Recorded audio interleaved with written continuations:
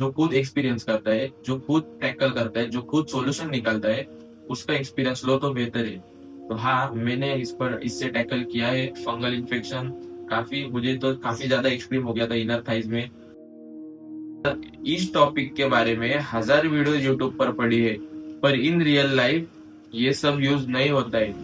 सब लोग बोलते हैं कि ये क्रीम्स यूज करो, वो क्रीम्स यूज कर दो, सब लोग एक ही चीज बोलते हैं। सब लोग डॉक्टर स्टडी के पर्पज से ही बोलते हैं, पर इन रियल लाइफ जो खुद एक्सपीरियंस करता है, जो खुद टैकल करता है, जो खुद सॉल्यूशन निकालता है, उसका एक्सपीरियंस लो तो बेहतर है। तो हाँ, मैंने इससे टैकल किया है फंगल इन्फेक्शन।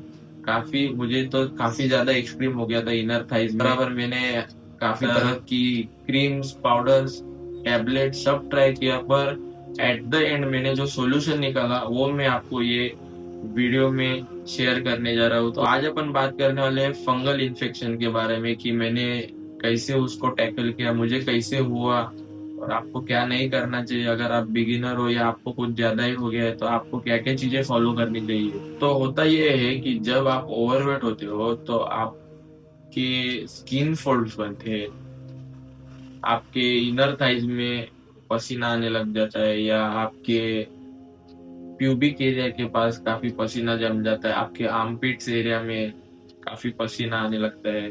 उससे क्या होता है, मॉइस्चर बन जाता है, और ये फंगल का बेस्ट फ्रेंड होता है। मेरे साथ होता ये था कि मुझे रात में खुजली आती थी, वर्कआउट के टाइम खुजली आती थी, चलते टाइम खुजली आती थी। तो तो मैं खुजाना ही सही समझता था, क्योंकि खुजाने से आपको राहत मिलती है। तो अपन समझते थे कि यही सॉल्यूशन है, पर एक्चुअल में होता ये है कि आप जब खुजली आती है तो आप खुजाते जाते हो, तो आप फिर उससे कंफर्टेबल हो जाते हो ज्यादा, फिर आप खुजाना ही सही समझते हो, फिर आप थोड़ा और जोर से खुजाते हो। और होता ये है कि आप जब ये खुजाते जाते हो, आपको खुजली आती है, तो ये होता है कि कम होने की वजह और बढ़ता चला जाता है। तो मेरे साथ हुआ ये था कि मैं स्विमिंग करने जाता था जब मैं ओवरवेट था तभी। तो उधर से ही मुझे फंगल इन्फेक्शन ज्यादा मतलब डेवलप हुआ, क्योंकि पहले तो कुछ था नहीं, ना तो हमारे फैमिली में किसको था। तो तब मैं स्विमिंग जाता था, तो वहां पे कभी ये शेयर कर लिया अपना बेंच शेयर हो गया, या कभी वेट रूम्स होते हैं। जनरली स्विमिंग पूल थ्रू होता नहीं है, पर फंगल इन्फेक्शन जो है वो स्प्रेड होता है एक दूसरे का। अगर आप किसी के कांटेक्ट में आ जाते हो जिसको हुआ है, तो आपको हो सकता है। तो कैसा उसका उसको हुआ रहेगा, वो बैठा रहेगा वो बेंच पे, फिर मैंने मेरा टॉवल उधर रख दिया रहेगा, फिर मैंने वही टॉवल से अपनी बॉडी स्वाइप करी पूरी। तो ये कारण कुछ हो सकते हैं। तो उधर से मेरे को मोस्टली आया, और धीरे धीरे ये मैं इतना नॉर्मल समझता था, पर ये धीरे धीरे मुझे हुआ और मेरे साथ पूरे घर में हो गया, क्योंकि मैं भी वही टॉवल आता था घर पे, जनरली टॉवल शेयर होते हैं। तो मुझे तो हुआ, और मेरे थ्रू ये घर में भी पूरा स्प्रेड हो गया, मेरे पूरे फैमिली मेंबर्स को हो गया।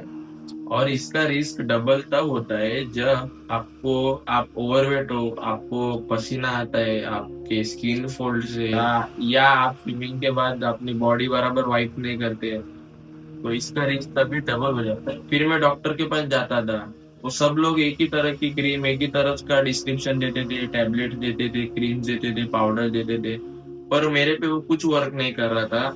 ना तो वो वर्क कर रहा था, और वो बढ़ता जा रहा था। मुझे लग रहा था ये लोग गलत तो नहीं दे रहे, इसलिए मैं अलग दूसरे दूसरे डॉक्टर के भी पास जाता था। तो ये एक्चुअली कम होने के बजाय ये बढ़ता चला गया। एक्चुअली मैं दिन में मैं कंट्रोल कर लेता था मैं खुजाना, पर रात में थोड़ा बहुत खुजा लिया था, तो फिर से वो क्रेव होता था कि और खुजा और खुजा। तो खुजाने से राहत मिल जाती, पर सुबह देखता था और सुबह और डबल हो जाता था, क्योंकि वो स्प्रेड होता ही जा रहा था अराउंड इनर थाइज में, तो बहुत ज्यादा हो गया था। फिर मैंने भी 1000 वीडियो देखना चालू किए यूट्यूब पे। तो सब लोग फिर भी यही सब सजेस्ट कर रहे थे, पर ये मेरे पे वर्क नहीं कर रहा था। तो मैंने कुछ देसी नुस्खे भी ट्राई किए, तो इसमें से निकल के ये आया कि कुछ चीजें मैंने शॉर्ट लिस्ट करी है, वो मैं आपको बताता हूँ कि मेरे ऊपर क्या वर्क किया। तो फर्स्ट थिंग जो कि मैंने शॉर्ट लिस्ट की होती है एलम, जिसको फिटकरी भी बोलते हैं या कुर्टी भी बोलते हैं। तो एलम मैं करता था कि एलम का स्टोन आता है मार्केट में, बड़ा आता है, काफी सस्ते में मिल जाता है और बड़े क्वांटिटी में मिलता है। उसको तोड़ के छोटा सा स्टोन, इतना अपन जितना खाना खाते हैं उतने हाथ का, गर्म पानी में डाल देने का, और जिधर जिधर अपने को फंगल हुआ है उधर डाल के रब कर लेने का थोड़ा थोड़ा। फिर बाद में नहा लेने का वो पानी से। तो उस एलम से होता ये है कि वो आपकी स्किन को ड्राई करता है और मॉइस्चर को रिड्यूस करता है। फिर आपको आपकी आपके नहाने के बाद आपको पूरे बॉडी को अच्छे से वाइप कर लेने का है। किधर भी पानी नहीं छूटना चाहिए, किधर भी नहीं, अच्छे जिधर जिधर फंगल हो धीरे धीरे, ज्यादा जोर से रब नहीं करना है। आप टॉवल भी लोगे तो धीरे धीरे ही आपको, मतलब पुश पुश करते, ज्यादा रब करोगे तो फिर से बर्न हो जाएगा और फिर से उधर मॉइस्चर पैदा होगा तो वो फिर से बढ़ जाएगा। तो धीरे धीरे ही आपको वाइप करना है, क्योंकि मेरे को काफी ज्यादा एक्सट्रीम हो गया था। मैं छूता भी था तो भी दुखता था, इतना मेरे को ज्यादा हो गया था, तो धीरे धीरे ही वाइप करना पड़ता। फिर बाद में दूसरी चीज मैंने शॉर्ट लिस्ट की, कैम्फर ऑयल, या आप उसको कापूर तेल भी बोल सकते हो। कापूर जो गोलियां रहती है अपनी कापूर की, जो अपन पूजा में जनरली यूज करते हैं। तो कैंपर ऑयल, कोई भी कोकोनट ऑयल गरम करके छोटे से वाटी में आप 3-4 कापूर की गोली या कैंपर की गोली डाल दो, और मतलब इतना ज्यादा भी नहीं, थोड़ा हल्का गरम, हल्का हल्का ठंडा रहेगा, तभी आप अपने जिधर जिधर हुआ है उधर लगा के आप रख दो। आपको कम से कम 2 बार या ज्यादा से ज्यादा 3 बार आप इसको दिन में लगाओ। मैं भी लगाता था। मैं क्या करता कि जैसे मेरा तो दुकान है, सुबह जैसे पहले वो फिटकरी डाल के नहा लेता था, फिर बाद में बॉडी अच्छे से वाइप कर लेता और बाद में कैंपर ऑयल लगा देता, तो काफी राहत मिलती उससे। और आप रेगुलर करते जाओगे ना तो वो स्किन छोड़ ड्राई स्किन छोड़ता चला जाएगा, वो जिसकी डेड स्किन है ना, डेड स्किन छोड़ता चला जाएगा। तो आपको वो नोटिस होगा, पर आपको ये सब चीजें डेली डेली करनी है। आप मतलब इस पे ऐसा है कि आप जितना इस पे ध्यान दोगे, खुद पे ध्यान दोगे, उतना ही आपको रिजल्ट देगी। जैसे मुझको दिया उसने रिजल्ट। मोस्टली ये सब चीजें आती है पर्सनल हाइजीन में। पर्सनल हाइजीन ही आपको 70% हेल्प करती है इस चीज में। ये सब मैंने एक्सपीरियंस करके आपको सब बता रहा हूँ, ऐसे नहीं कि मैं कोई डॉक्टर हूँ या नहीं। कि जनरली ओवरवेट लोगों में प्रॉब्लम आती है, मेरे को भी आई, मैं तब था। अभी मैंने 50 kg लूज किया, अभी फिलहाल नहीं है मुझे, या आपको भी हुई अगर आगे तो ये चीजें यूज करें, ना कि वो क्रीम्स व्रीम्स वगैरह, पाउडर बिउडर, टैबलेट बिबलेट खाए, क्योंकि ये सब चीजें बेसिक्स है, और बेसिक्स आप फॉलो करो तो अच्छा है। और घरेलू नुस्खे बोलो, देसी नुस्खे बोलो, पर ये सब मैंने मेरे ऊपर अप्लाई किया है डेली, तभी मुझे ये सब मैं आपको बता रहा हूँ। तो अगर आप जॉब वगैरह भी जाते हो तो ट्राई करो कि सुबह सेम रूटीन फॉलो करने का, नहाने के बाद ऑयल लगा के जाया करो। और एक पाउडर मिलता है, मैं आपको साइड में लगा दूंगा फोटो। ये पाउडर मैं कैरी करता हूँ हमेशा, किधर भी अगर ऑयल लगाना मुझे पॉसिबल नहीं हो, अगर मैं ट्रैवल कर रहा हूँ तो मैं ये अपना कैरी करता हूँ। और जनरली बाथरूम सोने के बाद वहां पे पानी थोड़ा रुक जाता है, तभी आप पाउडर अप्लाई करके वहां पे रख सकते हो, मतलब पाउडर अप्लाई कर दो चल जाएगा। मतलब ये काफी हद तक अच्छा पाउडर है, मैं आपको ये डाल दूंगा, मैंने एक्सपीरियंस करा इसकी वजह, मतलब काफी राहत देता है आपको। और बेटर है कि वो वैसा ही छोड़ने से अच्छा उस पे वो एंटी फंगल पाउडर डालने का। तो जब थोड़ा एक्सट्रीम हो जाता है या फिर एक्सट्रीम हो रहा है, आपको लग रहा है कि वो एक्सट्रीम हो रहा है, तो जितना लूज आप वेयर कर सकते हो उतना करो। जैसे मेरे को हुआ था तो मैं 1-2 महीना तो अंडरवेयर पहनना छोड़ दिया था, क्योंकि जितना एयर उधर पास हो रहा था उतना अच्छा था। क्योंकि एज अ ओवरवेट आपको फोल्ड ज्यादा होते हैं और वहां पर एयर जाने का चांस बनता नहीं है, क्योंकि आप, मेरा तो पेट लटक गया था तो उधर कोई हवा जाने का चांस नहीं था, तो मैं अंडरवेयर वगैरह सब छोड़ दिया था पहनना 1-2 महीना।